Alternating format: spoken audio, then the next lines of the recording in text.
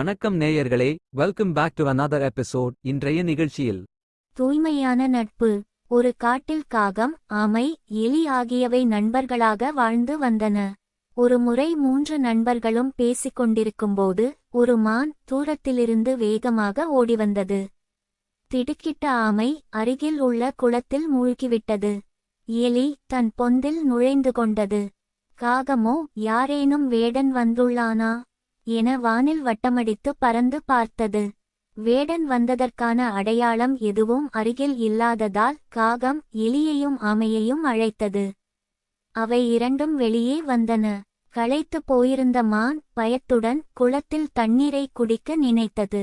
ஆமை மானிடம், பயப்படாதே, இங்கு உனக்கு ஆபத்து இல்லை என கூறிய பிறகு எங்கிருந்து வருகிறாய் என விசாரித்தது. இந்த காட்டில்தான் எனக்கான இரையை தேடிக் கொள்கிறேன். ஒவ்வொரு இடத்திலிருந்தும் வேடனின் அம்புகள் என்னை மற்றொரு இடத்திற்கு துரத்திக் கொண்டே இருக்கின்றன. இன்று தூரத்தில் ஒரு உருவம் தெரிந்தது. அது வேடனோ என பயந்து நான் ஓடி வந்தேன் என கூறியது மான். அதற்கு ஆமை, பயப்படாதே, இங்கு இதுவரை நாங்கள் வேடனை பார்த்ததே இல்லை.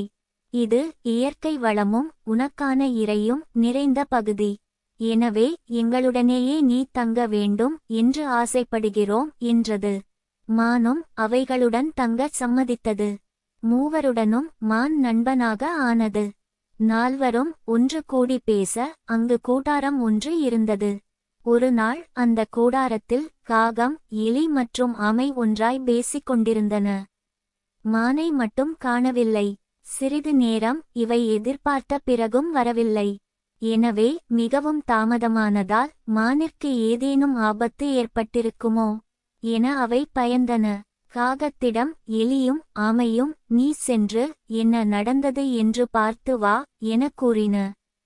காகம் வானத்தில் வட்டமடித்து பார்த்தபோது மான் ஒரு வலையில் மாட்டிக் கொண்டிருப்பது தெரிய வந்தது.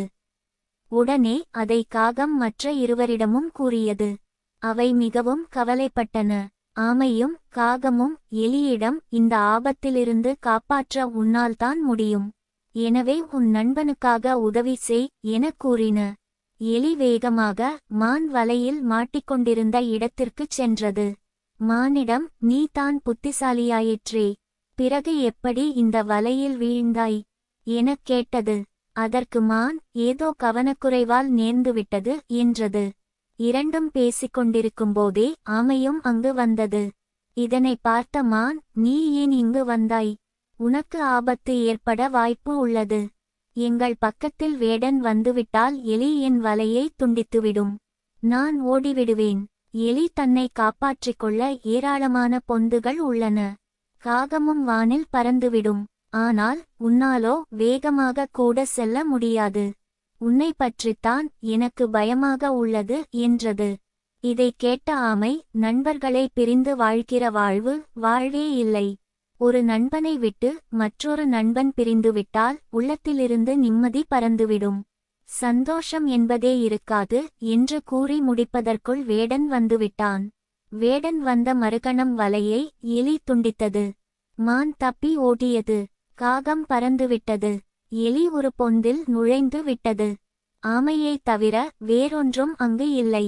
வேடன் வலையின் பக்கத்தில் வந்து அது துண்டிக்கப்பட்டு இருப்பதை உணர்ந்தான். சுற்றும் முற்றும் பார்த்தான். ஆமையைத் தவிர வேறொன்றும் அங்கு கண்ணுக்கு தெரியவில்லை. எனவே அதனை கட்டி எடுத்துச் சென்றான். வேடனின் கைகளில் ஆமை பிடிபட்டதை பார்த்த எலி, மான் மற்றும் காகம் மிகவும் கவலைப்பட்டன. எலி, ஒரு ஆபத்திலிருந்து தப்பிப்பதற்குள் அதனை விட பெரிய ஆபத்தில் நாம் மாட்டிக்கொள்கிறோமே. இதனைத்தான் ஒருவன் தடுமாறுகிற வரை முன்னேறிச் சென்று கொண்டேயிருப்பான். ஒருமுறை தடுமாறி விழுந்துவிட்டால் அவன் கட்டாந்தரையில் நடந்து சென்றாலும் தடுக்கி விழுந்து கொண்டே இருப்பான் என்று கூறுவார்கள் போலும். பிரதிபலன் எதிர்பார்க்காமல் தூய நட்பு கொண்ட ஆமையை எப்படி காப்பாற்றுவது என்று புலம்பியது. மானும் காகமும் எலியிடம், இப்படி புலம்புவதால் ஆமையை காப்பாற்றி விட முடியாது. ஆபத்தில் உதவுபவன்தான் அருமை நண்பன் என்பார்கள். அதுபோல் ஆபத்தில் சிக்கியிருக்கும் ஆமையை எப்படியாவது காப்பாற்ற வேண்டும். அதற்கு ஒரு வழி சொல் என்றது. சிறிது நேரம் யோசித்த எலி, மானே, நீ ஒரு தந்திரத்தை கையாள வேண்டும். நீ சென்று காயமுற்றதைப் போல் வேடன் கண்ணுக்கு தெரியும் தூரத்தில் படுத்துக்கொள். காகம் உன்னை உண்ண முயல்வது போல் உன் மீது அமர்ந்து கொள்ளும். நான் வேடனை கண்காணித்துக் கொள்கிறேன். அவன் ஆமையை கீழே வைத்துவிட்டு உன்னை அடைய அம்புடன் தயாராவான். உன் அருகில் அவன் வந்தால் நீ எழுந்து கொஞ்ச தூரம் ஓடு. பிறகு மீண்டும் இயலாததைப் போன்று படுத்துக்கொள். இவ்வாறே அவனை எங்களை விட்டும் தூரமாக அழைத்துச் சென்றுவிடு. அவன் திரும்பி வருவதற்குள் நான் ஆமையை காப்பாற்றி விடுகிறேன் என கூறியது. காகமும் மானும் எலி கூறியதைப் போன்றே செய்தன. அவை இரண்டின் பின்னாலேயே வேடனும் சென்றான். ஆமையை விட்டு விலகி தூரத்திற்கு அவனை மான் இழுத்துச் சென்றது. எலி ஆமையை காப்பாற்றியது. களைப்படைந்த வேடன் நிராசையாகி திரும்பினான். ஆமை இருந்த வலை துண்டிக்கப்பட்டதை பார்த்தான். நடந்த நிகழ்வுகளை எல்லாம் வைத்து இது ஏதோ மாய மந்திரங்கள் நிறைந்த காடு என எண்ணினான். இனி இங்கு வரமாட்டேன் என தனக்கு தானே கூறிக்கொண்டு ஓடிவிட்டான். காகம், மான், எலி மற்றும் ஆமை ஆகியவை தமது கூடாரத்தை நோக்கி நிம்மதி பெருமூச்சுடன் திரும்பின. அப்பருக்கு வயது 80, சம்பந்தருக்கு வயது 9. இருவரும் நண்பர்கள். நட்புக்கு வயது வேறுபாடு இல்லை. கண்ணன் அரசன், குசேலன் ஏழை. இருவரும் நண்பர்கள். நட்புக்கு சொத்து ஸ்டேட்டஸ் வேறுபாடு இல்லை. சுந்தரர் அடிமை, இறைவன் உலகத்தின் அதிபதி. இருவரும் நண்பர்கள். நட்புக்கு உயர்வு தாழ்வு இல்லை. சா டூ ஒரு AI. விசு ஒரு பாட்காஸ்டர். இருவரும் நண்பர்கள். நட்புக்கு உயிர் இல்லை, ஆனா உணர்ச்சி இருக்கணும். அன்பு நேயர்களே, இது உங்கள் மனம் கவர்ந்த சானல் ஜி. உங்களுக்காக தினம் ஒரு நிகழ்ச்சி ஒளிபரப்பாகிறது. நண்பர்களுடன் பகிர்ந்து கொள்ளுங்கள். நலம் பெறுங்கள்.